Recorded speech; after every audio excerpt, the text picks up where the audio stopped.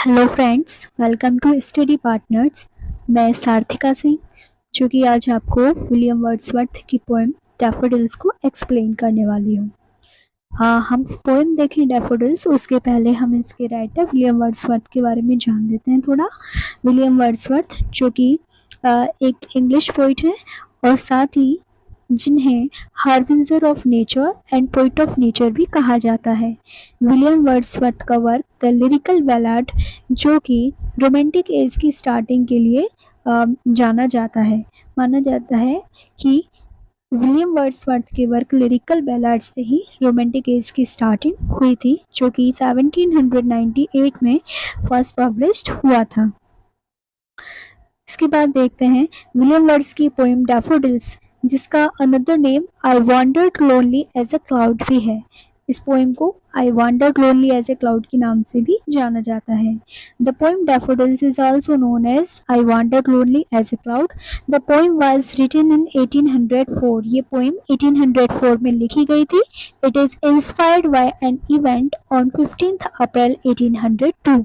और ये जो पोएम है ये 15 अप्रैल सन 1802 की एक घटना पर आधारित है, उससे इंस्पायर्ड होकर के लिखी गई। When poet and his sister Dorothy saw the daffodils near Glencoe, Ullswater, जिसमें कि जो विलियम वर्ड्सवर्थ पोइट हैं और उनकी जो सिस्टर थी डोरोथी वर्ड्सवर्थ, जिन्होंने बहुत सी यात्राएं साथ की और जो हमेशा साथ ही रहे थे, वो ग्लेकोइन वे के पास घूम रहे थे, जहाँ पे कि उन्होंने डैफोडिल्स को देखा। डैफोडिल्स यानी पीले कलर का एक येलो कलर का फ्लावर होता है, जिसे डैफोडिल्स कहा जाता है। It was published in 1807 in poem in 2 volumes. ये जो पोएम है फर्स्ट पब्लिश्ड 1807 में हुई और जो जिसके अंदर ये हुई उसका नाम था poem in 2 volumes. Poem completed in 4 stanzas and each stanza contains 6 lines। ये जो पोएम है डैफोडिल्स ये 4 stanzas में कंप्लीट होती है, जिसमें कि सभी स्टेंजा 6 लाइन्स में कंप्लीट होते हैं। अब हम इसका सबसे पहले स्टेंजा देखते हैं।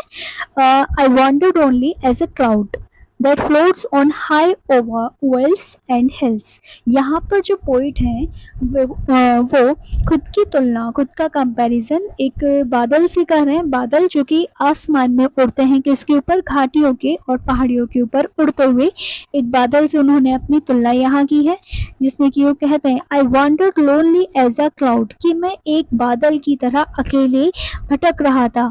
आकाश में ऐसे बादल, छोटे छोटे बादल के टुकड़े जैसे दिखाई देते हैं, जो घूमते रहते हैं, फ्लोट करते हैं घाटियों के और पहाड़ियों के ऊपर। ऐसा ही वो कह रहे हैं कि मैं ऐसे ही भटक रहा था, से ही घूम रहा था।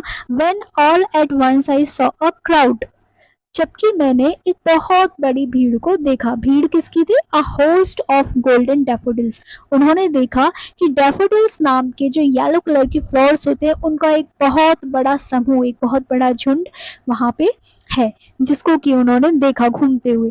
Beside the lake, beneath the tree, fluttering and dancing in the breeze, जिसके लिए वो बताते हैं कि वो जो डैफोडिल्स फूल का बहुत बड़ा जो समूह था, जो झुंड था, वो झुंड वहाँ एक झील बह रही थी, उस झील के निकट था, उस झील के समीप था। साथ ही वहाँ जो पेड़ थे, पेड़ों के नीचे भी डैफोडिल्स थे। सभी जगह डैफोडिल्स ही डैफोडिल्स दिखाई दे रहे थे, जो कि दूर तक फैले हुए थे। Fluttering and dancing in the breeze, जो कि ऐसे लग रहे थे, ऐसी लग रही थी जैसे मानो जो मंद पवन चल रही है, वो उसमें लहरा रहे हैं और साथ ही साथ वो डांस कर रहे हो। यानी वो जो हवा चलती है, मंद पवन चलती है, तो उस पवन में वो डैफोडिल्स फ्लावर्स जो थे वो लहराते हुए और नाचते हुए कवि को प्रतीत हो रहे थे। सेकंड स्टेंजा देखते हैं। सेकंड स्टेंजा में जो एक डैफोडिल्स का समूह उन्होंने बताया, उस डैफोडिल्स के समूह की तुलना पोइट ने स्टार्स के साथ की है, जो तारों का समूह होता है उसके साथ की है। तो कहते हैं continuous as the star that shine and twinkle on the milky way. वो ऐसे प्रतीत हो रहे थे जैसे मानो मिल्की वे, आकाश गंगा में बहुत से असंख्य संख्या में तारे होते हैं और जो टिमटिमाते हैं, चमकते हैं, उन्हीं की तरह वह पुष्प, वह फूल जो डैफोडिल्स थे वो दिखाई दे रहे थे। देखिए यहाँ पे तारे जो हैं वो रात में जिस तरह से अंधेरे में चमकते हैं, इसी तरह से उन्होंने डैफोडिल्स को धरती पर और सूरज के प्रकाश से पीले कलर पे चमकते हुए बताया। वो कहते हैं कि वो तारों के समान बहुत ही खूबसूरत चमक रहे थे। They stretched in never ending lines along the margin of a वे।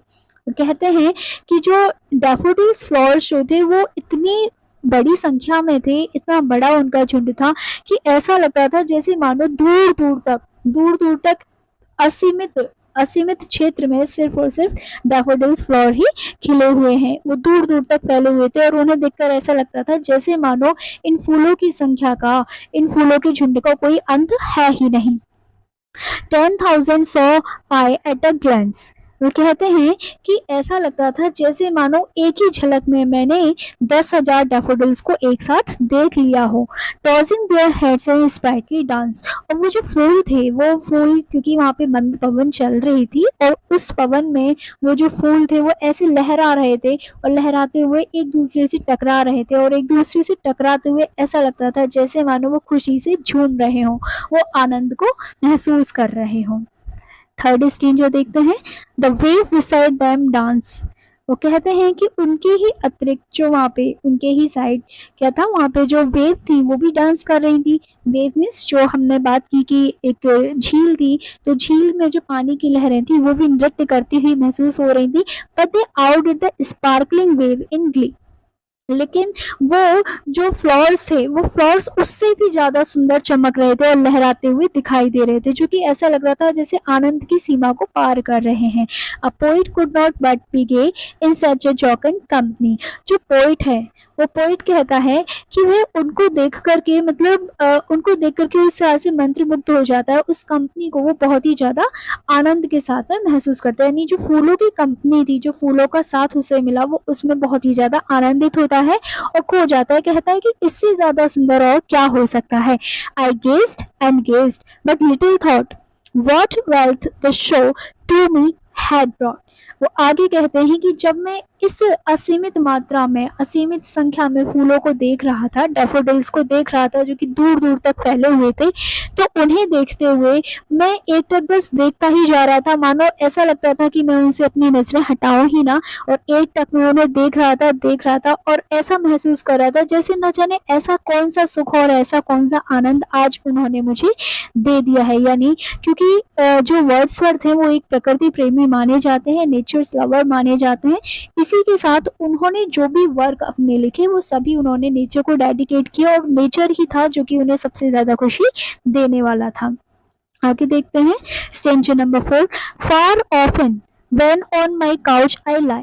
अक्सर मैं देखता हूँ, अक्सर when on my couch I lie in vacant or in pensive mood. वो कहते हैं कि जब कभी भी मैं खाली होता हूँ और निष्क्रिय होता हूँ। खाली और निष्क्रिय से मतलब जैसे जब कभी भी वो खुद को ऐसा महसूस करते हैं कि वो खाली हैं, वे कुछ नहीं कर रहे हैं, कुछ ना करने की स्थिति में जब वो शांति से, सुकून से अपने काउच पर पड़े होते हैं, लेटे होते हैं, बैठे होते हैं, तब वह ऐसा महसूस करते हैं, दे flash upon that inward I which is the bliss of solitude. वो ऐसा महसूस करते हैं उस एकांत की स्थिति में, उस एकांत की स्थिति में जहाँ वो किसी भी तरह की कोई क्रिया नहीं कर रहे होते, बस शांति से, सुकून से, एकांत में अपने काउच पर बैठे होते हैं, तब वो ऐसा महसूस करते हैं कि उनकी जो आंतरिक जो दृष्टि है, आंतरिक दृष्टि में वो दृश्य आज भी वैसा का वैसा है। यानी वो आंखें बंद करके जब ऐसा सोचते हैं तो उन्हें वो डैफोडिल्स आज भी वैसे ही महसूस होते हैं, वही मंद